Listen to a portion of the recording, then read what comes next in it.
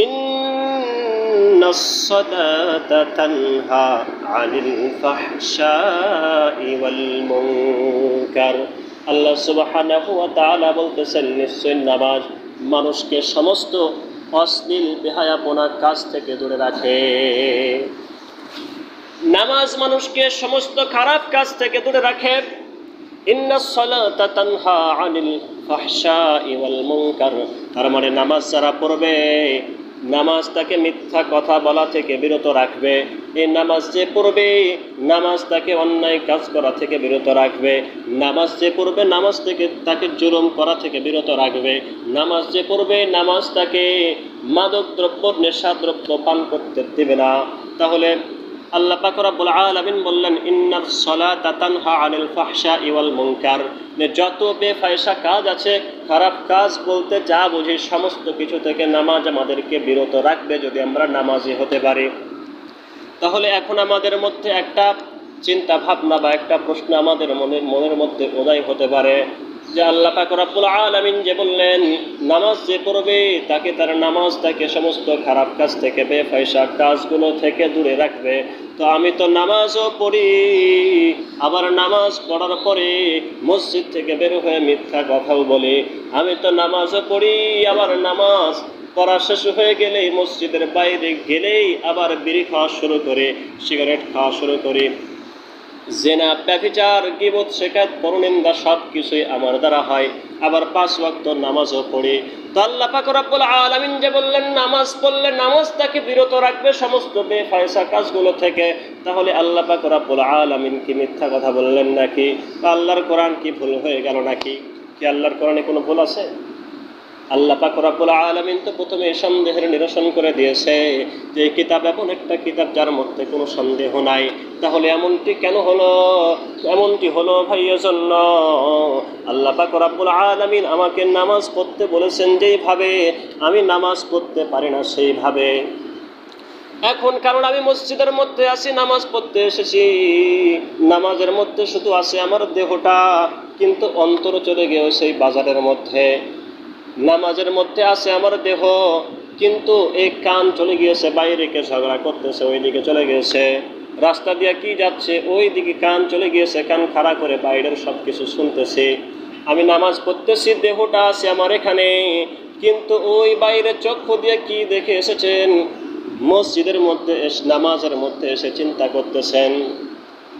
তাহলে বলুন দেখি আপনার এই নামাজ আপনাকে কিভাবে, কেমন করে বেফায়সা কাজগুলো থেকে, পরনিন্দা থেকে, গীবত শিকায়তগুলো থেকে, পর নারীর দিকে দৃষ্টি দেওয়া থেকে, জেনা ব্যভিচার থেকে আপনাকে বিরত রাখবে কেমনে?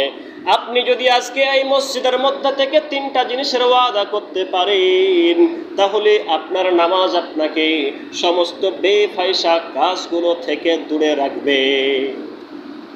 3টা ওয়াদা যদি আপনারা করতে পারেন, কয়টা? 3টা ওয়াদা যদি করতে পারেন আর মেনে যদি চলতে পারেন, তাহলে সমস্ত বেফায়সা কাজ, ইন্নাস সালাতা তানহা আনিল ফাহশাই ওয়াল মুনকার, এই আয়াতের মর্ম আপনি দেখতে পাবেন। এই আয়াত সত্য না মিথ্যা, তখন আপনি বিচার করতে পারবেন। তো এই 3টা কথা কি? আপনি যদি আমার সাথে ওয়াদা করেন কু কথা বলবো না, 1 নম্বরে কি কু কথা বলবো না, 2 নম্বরে কু কথা শুনবো না, 3 নম্বরে কুদৃষ্টি দিব না। কু কথা বলবো না, কুদৃষ্টি দিব না, কু কথা শুনবো না। এই 3টা কু থেকে যদি আপনি বিরত থাকতে পারেন, তাহলে নামাজের মধ্যে আপনার দিল হয়ে যাবে সু ইল্লা মান আতাল্লাহ ফি কলবিন সালিল। তাহলে নামাজের মধ্যে আপনার দিল হবে সালিল। এই 3টা ওয়াদা যদি আপনি করতে পারেন আর মেনে যদি চলতে পারেন, তাহলে নামাজের মধ্যে আপনি নামাজ পড়তে পারবেন খুশুয়ের সাথে।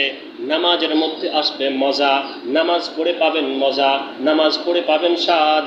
আর ইন্নাস সালাতা তানহা আনিল ফাহশাই ওয়াল মুনকার, আপনি এই 3টা কো থেকে যখন বিরত থেকে আপনার অন্তরকে শো করে, আপনার অন্তরকে সালিল করে যখন খুশুয়ের সাথে আপনি নামাজ আদায় করতে পারবেন, তখন আপনার এই নামাজ আপনাকে মিথ্যা কথা বলা থেকে দূরে রাখবে।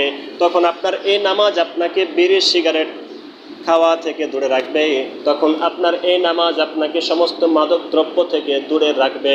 আপনার এই নামাজ তখন আপনাকে জেনা ব্যভিচার থেকে দূরে রাখবে। তাহলে আল্লাহ পাক রব্বুল আলামিন আমাদেরকে কি নামাজের হুকুম দিলেন। নামাজ প্রত্যেকের উপরে ফরজ, এবং নামাজ আমরা যদি 5 ওয়াক্ত পড়তে পারি, ভালোভাবে যদি খুশুয়ের সাথে আদায় করতে পারি, তাহলে নামাজের বদৌলতে আল্লাহ পাক রব্বুল আলামিন সমস্ত বেফায়সা কাজগুলো থেকে আমাদেরকে বেঁচে থাকার তৌফিক দান করবেন। এবার আসুন, নামাজি ব্যক্তিকে আল্লাহ পাক রব্বুল আলামিন 5টা পুরস্কার দিবেন ঘোষণা করেছেন। কয়টা পুরস্কার? এই 5টা পুরস্কার কি কি আমরা শুনে আজকের আলোচনা এখানে শেষ করবো ইনশাআল্লাহ। মা তাওফীক ইল্লা বিল্লাহ।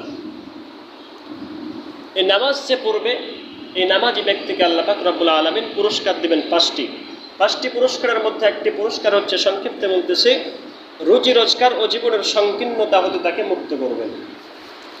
আমরা তো এই রিজিকের মধ্যে রোজের পিছনে ছুটতে ছুটতে, টাকা পয়সা ধন দৌলতের পিছনে ছুটতে ছুটতে আমাদের নামাজ নষ্ট করলাম।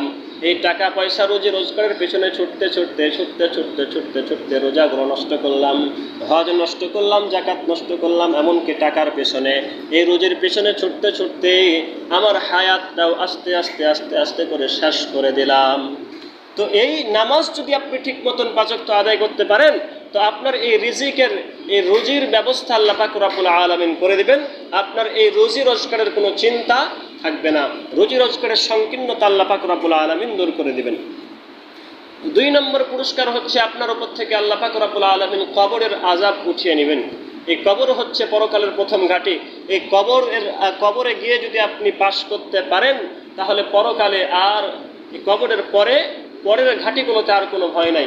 কিন্তু এই কবরে যদি পাশ করতে না পারেন, তাহলে আর পরের ঘাঁটিগুলোতে পাশ করার আর কোনো সম্ভাবনা নাই। দুনিয়াতে ছোট আদালতে যদি আপনি আপনার কেসে যদি জিততে না পারেন, তো তার চাইতে আরও বড় কোর্ট যেগুলো আছে, আরও বড় আদালত যেখানে আছে, সেখানে গিয়ে আপিল করে হয়তো জেতার আশা আছে। কিন্তু ওই কবর এমন একটা ঘাঁটি, এখানে যদি আপনি জিততে না পারেন, তাহলে আর কোনো সম্ভাবনা নাই।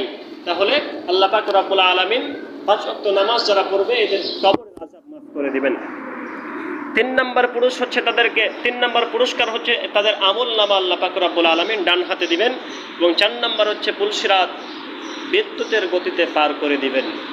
এই পুলসিরাত এমন একটা পুল, এর বৃত্তান্ত হয়তো আপনারা বর্ণনা শুনেছেন, এখন সময় নাই। এই পুলসিরাত এমন ভয়ঙ্কর একটা সেতু, এমন ভয়ঙ্কর একটা রাস্তা, আল্লাহ পাক রব্বুল আলামিন আপনাকে বিদ্যুতের গতিতে পার করে দিবেন। 5 নম্বর হচ্ছে, বিনা হিসাবে আপনাকে জান্নাত দান করবেন যদি আপনি 5 ওয়াক্ত নামাজ খুশুয়ের সাথে, বিনয়ের সাথে আদায় করতে পারেন। তো এই 5টা পুরস্কারও যদি আপনি পেয়ে যান, এই 5টা জিনিস যদি আপনি অর্জন করতে পারি, তো আমার আপনার আর কি লাগে? আর কোনো কিছুর প্রয়োজন আছে? আল্লাহ পাক রব্বুল আলামিন আমাদেরকে এই 5টি পুরস্কার পাওয়ার তৌফিক দান করুন। আমিন। ওয়া আখিরু দাওয়ানা আলহামদুলিল্লাহি রাব্বিল আলামিন।